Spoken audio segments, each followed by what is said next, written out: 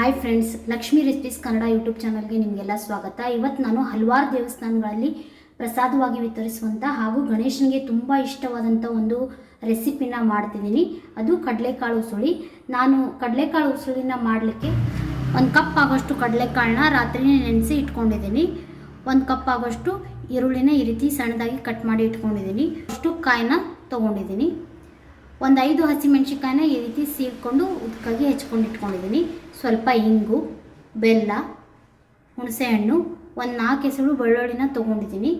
ಅರ್ಧ ಇಂಚಷ್ಟು ಶುಂಠಿ, ಸ್ವಲ್ಪ ಕರಿಬೇವು ಸೊಪ್ಪು, ಅರಿಶಿನ, ಒಗ್ಗರಣೆಗೆ ಕಡಲೆಬೇಳೆ, ಉದ್ದಿನಬೇಳೆ, ಸಾಸಿವೆ, ಜೀರಿಗೆ, ಎಣ್ಣೆ, ರುಚಿಗೆ ತಕ್ಕಷ್ಟು ಉಪ್ಪು.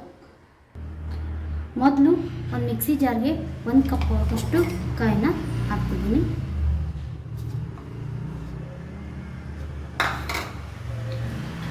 ಒಂದು 5 ಹಸಿಮೆಣಸಿಕಾಯಿನ ಕಟ್ ಮಾಡಿ ಇಟ್ಕೊಂಡಿದ್ವಲ್ಲ, ಆ ಹಸಿಮೆಣಸಿಕಾಯಿನ ಸೇರಿಸ್ತಿದ್ದೀನಿ. ಬೆಳ್ಳುಳ್ಳಿ, ಶುಂಠಿ, ಸ್ವಲ್ಪ ಹುಳಿ,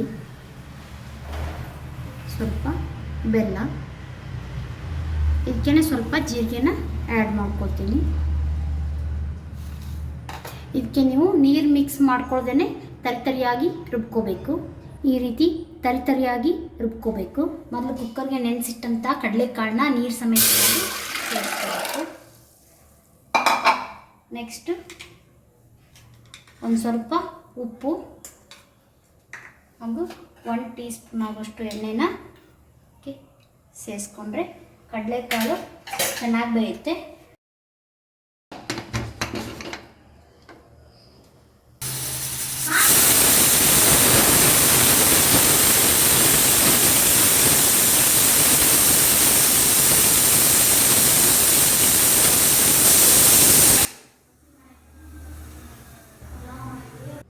ಇವಾಗ ವಿಷಲ್ ಬಂದಿದೆ.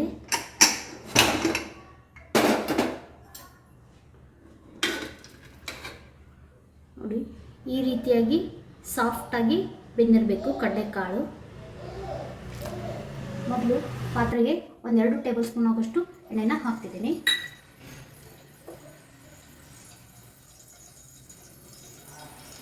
ಎಣ್ಣೆ ಸ್ವಲ್ಪ ಕಾದ್ಮೇಲೆ ಕಡಲೆಬೇಳೆ, ಉದ್ದಿನಬೇಳೆ, ಸಾಸಿವೆ, ಜೀರಿಗೆನ ಇದಕ್ಕೆ ಸೇರಿಸ್ಕೋಬೇಕು. ಸ್ವಲ್ಪ ಕಲರ್ ಚೇಂಜ್ ಆಗೋವರೆಗೂ ಫ್ರೈ ಮಾಡ್ಕೊಳ್ಳಿ.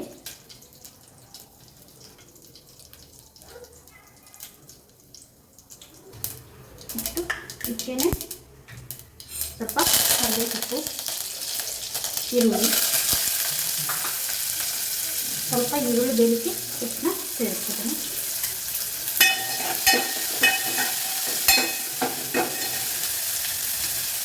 ನೆಕ್ಸ್ಟ್ ಸ್ವಲ್ಪ ಇಂಗು,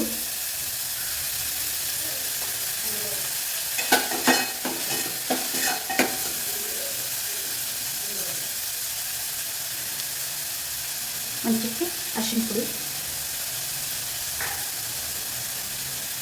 ಸ್ವಲ್ಪ ಲೈಟಾಗಿ ಫ್ರೈ ಆದಮೇಲೆ ಇದಕ್ಕೆ ನಾವು ರುಬ್ಕೊಂಡಂಥ ಕೊಬ್ಬರಿ ಮಿಶ್ರಣನ ಸೇರಿಸ್ತೀವಿ.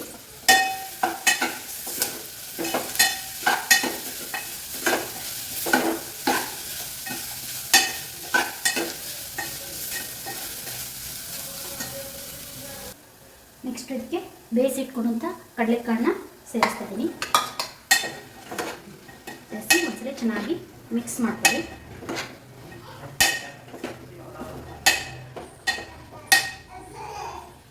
ಇದಕ್ಕೆ ಆಗಲೇ ಒಗ್ಗರಣೆಗೆ ಸ್ವಲ್ಪ ಉಪ್ಪು ಹಾಕಿದೆ. ಈಗ ಒಂದು ಸ್ವಲ್ಪ ಉಪ್ಪನ್ನ ಸೇರಿಸ್ತಿದ್ದೀನಿ. ನೆಕ್ಸ್ಟ್ ಸ್ವಲ್ಪ ನೀರನ್ನ ಸೇರಿಸ್ಕೊಳ್ಳಿ.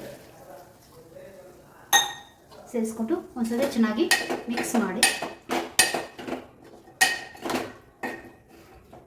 ಒಂದು 5 ನಿಮಿಷ ಕುದಿಲಿಕ್ಕೆ ಬಿಡಿ. ಒಂದು 5 ನಿಮಿಷ ಬೇಯಿಸಿದ ನಂತರ ನಮ್ಮ ಕಡಲೆಕಾಳು ಉಸುಳಿ ರೆಡಿ ಆಯಿತು. ಈಗ ಇದನ್ನು ಸರ್ವಿಂಗ್ ಬೌಲ್ಗೆ ಶಿಫ್ಟ್ ಮಾಡ್ತೀನಿ.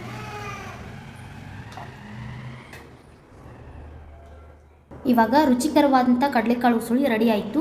ಇದು ರೊಟ್ಟಿಗೆ, ಚಪಾತಿಗೆ, ಹಾಗೆ ಈವ್ನಿಂಗ್ ಸ್ನ್ಯಾಕ್ಸಿಗೆ ಹಾಗೆ ತಿನ್ನೋಕ್ಕೂ ತುಂಬ ಚೆನ್ನಾಗಿರುತ್ತೆ. ನೀವು ಒಂದು ಸಲ ನಿಮ್ಮ ಮನೇಲಿ ಟ್ರೈ ಮಾಡಿ ನೋಡಿ, ಹೇಗೆ ಬಂತು ಅಂತ ಕಮೆಂಟ್ಸ್ ಮಾಡಿ. ಹಾಗೆ ನನ್ನ ಈ ಒಂದು ವಿಡಿಯೋ ನಿಮಗೆ ಇಷ್ಟವಾಗಿದೆ ಪ್ಲೀಸ್ ಲೈಕ್ ಮಾಡಿ, ಹಾಗೆ ಕಮೆಂಟ್ ಮಾಡಿ. ಹಾಗೆ ನನ್ನ ಚಾನಲ್ನ ಸಬ್ಸ್ಕ್ರೈಬ್ ಮಾಡ್ಕೊಳ್ಳಿ. Thank you for watching.